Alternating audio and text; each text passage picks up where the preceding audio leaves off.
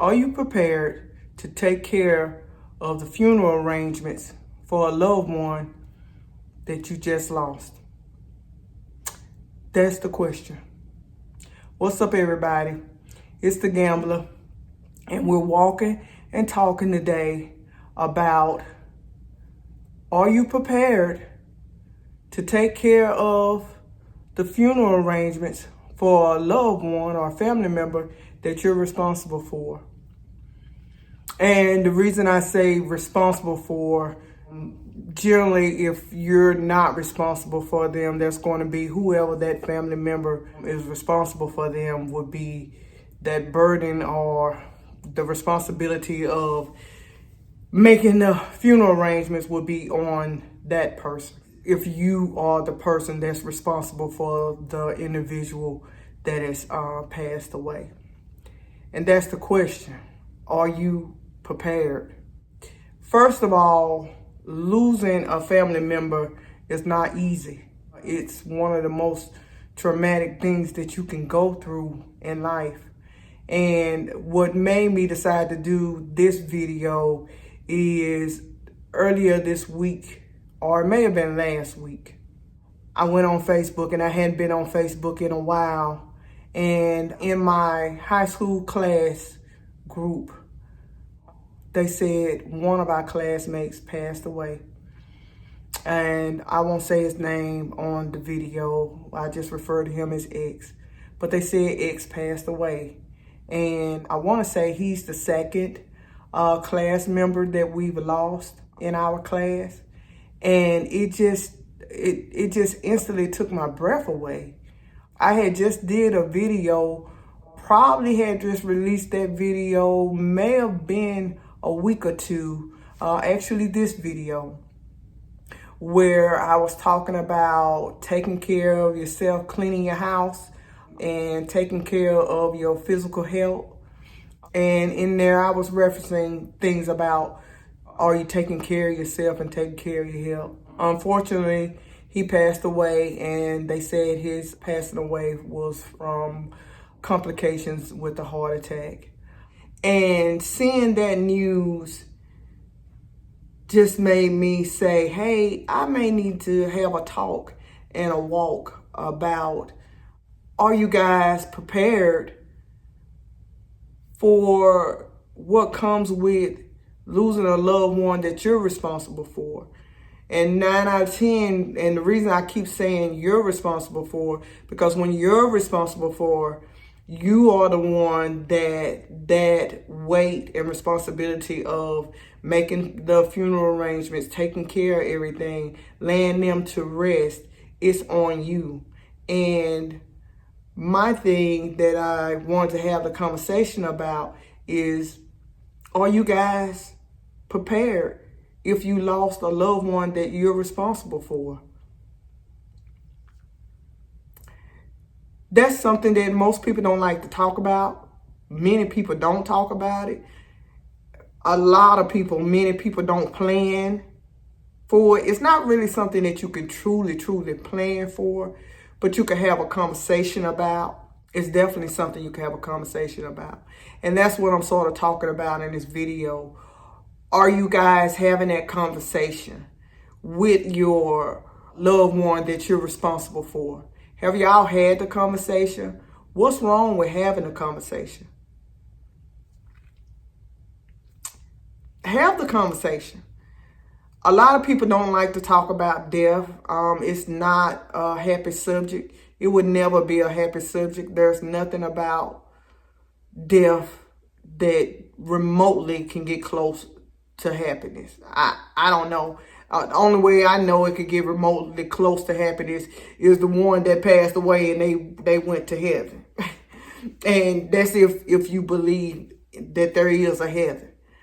But whatever you believe, if you believe they went somewhere else and it was supposed to be a happy place, then that's the only way I can see you can get remotely close to something happy about death. It's just not. There's nothing happy about it. But many people don't like to talk about it because it's a sad thing. It's a negative thing. And many people don't like to talk about it. But you should have the conversation.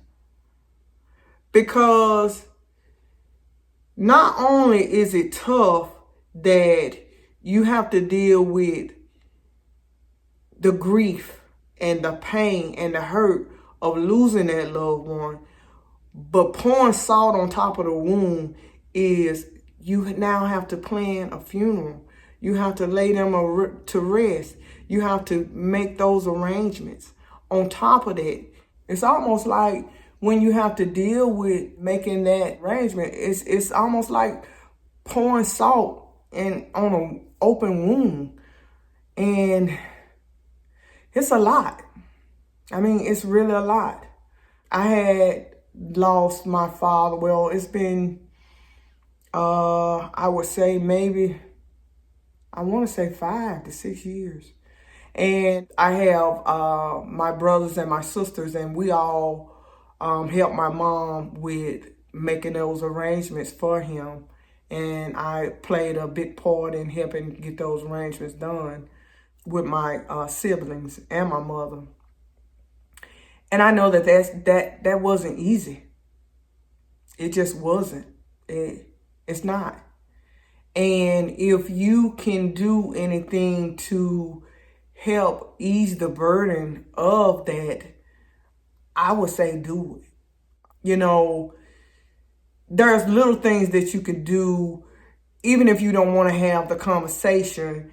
You don't have to have the conversation. But, you know, there's preparation that you could do. You know, I always say prepare for a rainy day. Y'all know the gambler. Y'all know the gambler gonna always be talking about prepare for a rainy day. When somebody passes away, that's not a rainy day. That's a tsunami. That's a hurricane. That's a earthquake.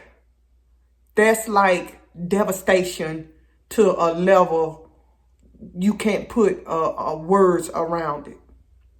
You can't really necessarily prepare for that, for the emotional drain and strain and pain that you're going to go through with losing a loved one, especially if it's a loved one you're responsible for.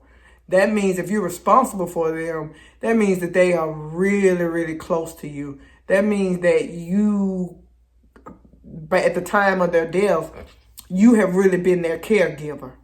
So you're going to be their caregiver as you lay them to rest. So when you have someone like that, you know, whatever you can do to help that situation or be prepared, you don't never know when the moment or the hour for any of us. We don't know that. But anytime that you can prepare for a situation, I'm always leaning towards preparation. And so that's what this video is about. I know that was long and drawn out to say that, but y'all know I'm long-winded. Anywho. And have you prepared? Do you prepare? Have you thought about it? Have y'all talked about it? If something happened to your loved one, do you know what the life policies are? Do you know who the beneficiaries are? Do you know if they have a will? Do you know what type of service they would like? Do you know what church they would like their service at? Or if not a church, where they would like their services? How they would like their funeral arrangements? Do you know those things? Did y'all have those conversations? Did y'all have those talks? And this video is to help you with that preparation, to give you some suggestions, and suggest that y'all should have a conversation with somebody that's going to be responsible for your arrangements. You should have the conversation where, one, at least tell them what policies you have, if you have any policies. Tell them who, if they're the beneficiary that's on the policy, tell them. If they ain't the beneficiary, no, you ain't got to tell them nothing. Because one, that might start some mess up. Because first of all, they want to know how you got a policy, and I ain't the beneficiary on there. I want to know that. They going to probably want to know that. So if they not the beneficiary, then you're not going to have that conversation with them. You're going to have a conversation with the one that's the beneficiary on the policy. But if you have the policy, where are those policies? Your loved one that's going to be your caregiver, that is currently your caregiver, or the one that will be responsible for you if you pass away, they need to know where your policies are. They need to know, they need to be on those checking accounts and all of your bank accounts as pay POD, pay up on death. Do some of you guys know what POD is? Do y'all have y'all checking accounts and y'all finances in order? Do y'all have PODs on your checking account? If you don't, you need to go and get that. You need to have that done. POD is paid upon death. That means that if you were to die, whoever you have as the paid upon death, that means that they have access to your checking account when you die. If you don't have a pay upon death, a POD, that money is like frozen. It's frozen until your executor of your estate is appointed. That's another one. Make sure that you have an executive of your estate. Do you have a will? You need to do a will. But going back, we'll talk about those different things too. It's a lot to cover in here. I didn't realize it until I started talking about it. That is actually a lot to cover. But I'm going to try to sum it up. And this video may be a part 2. So I may name this one as a part 1. We may have to split it up. But do you have a POD on your checking accounts? And you should. If you don't, why? Why you don't? If something were to happen to you and you were to pass away, and you don't have a POD on that account, that money is frozen. They can't get to that money.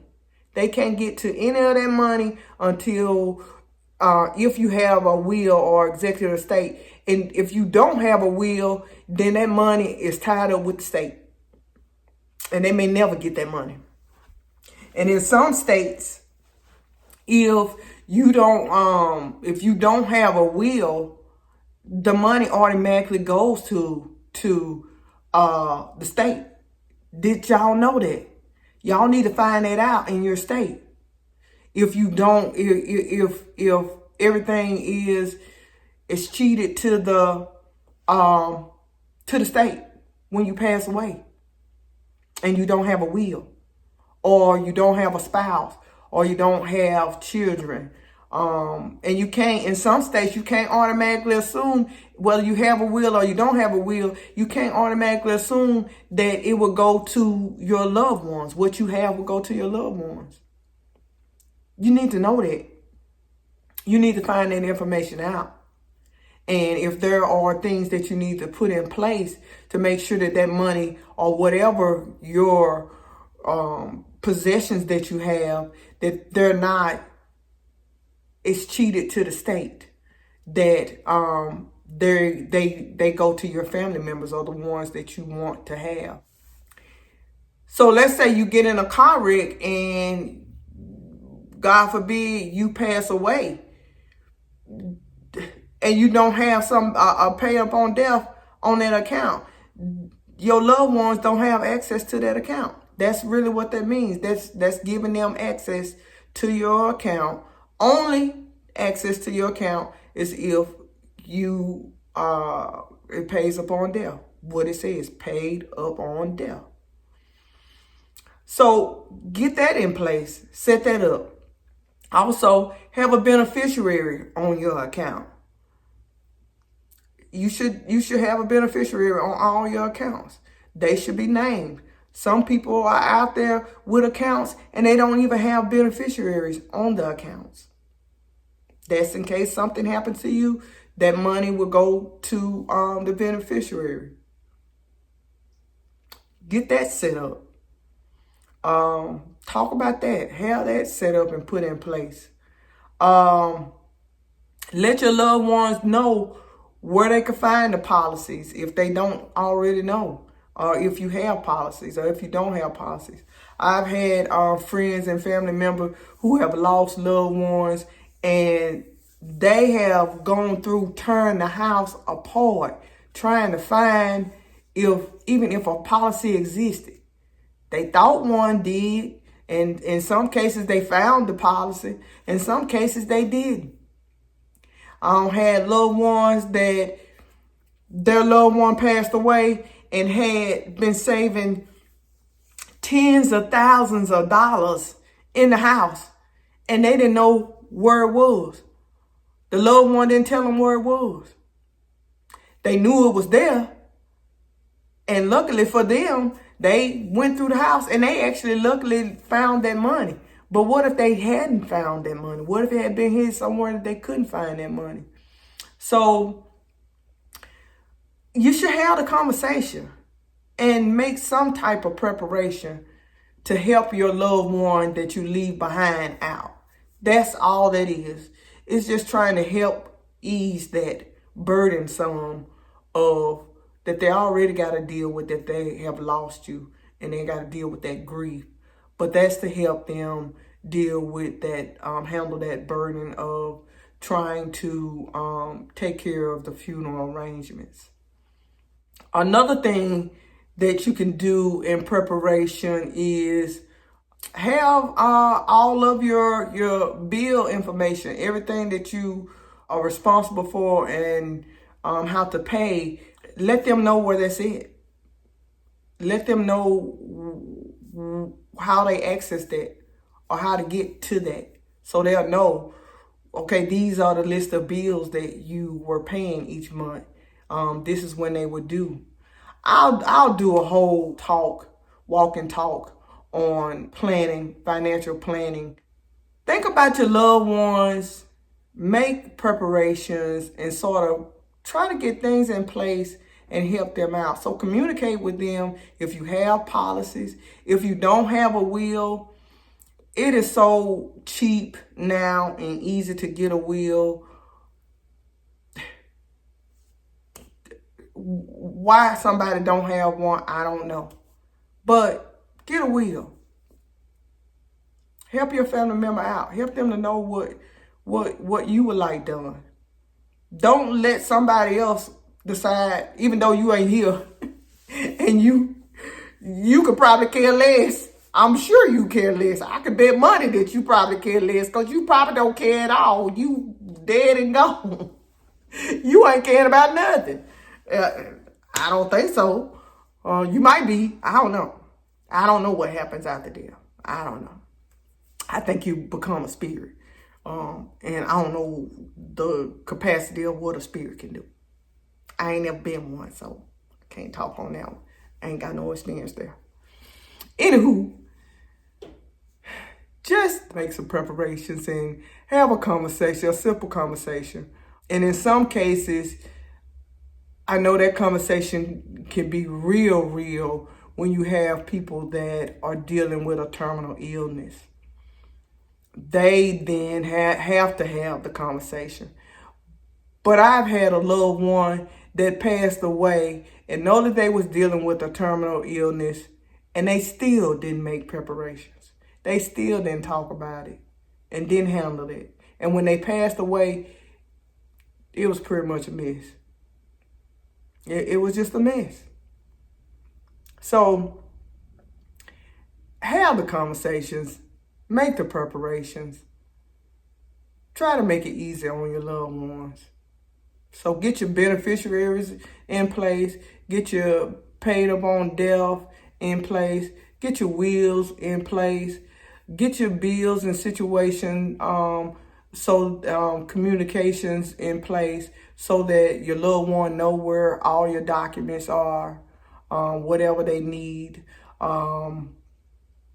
Get all of that information in place so that you can help them out to handle dealing with your financial situation and laying you to rest the way that you would want to be laid to rest. So have that conversation. I'll probably have a part 2 on this, and I will probably go into more details on different things, or it may be just a whole nother video. I don't know how I want to slice it up, but I do want to talk to you in more details about financial preparations and getting stuff in place. I want to have another walk and talk on that, and I'll cover that in another walk and talk. But that's about it. That's about all I want to say, is that anything that you could do to help ease that burden of that loved one having to lay you to rest, that you could do now, do it. Just do it. It don't mean that just because you had a conversation about it that you fist to leave. I don't know what's the problem with not wanting to have that conversation, but it doesn't mean that. It really don't mean that. So have a conversation. So if you got value from this video, and if you did not get value from this video, like, subscribe, comment, join the email list below. I really would appreciate it. I love you guys, and I'm going to see you on the other side of another video.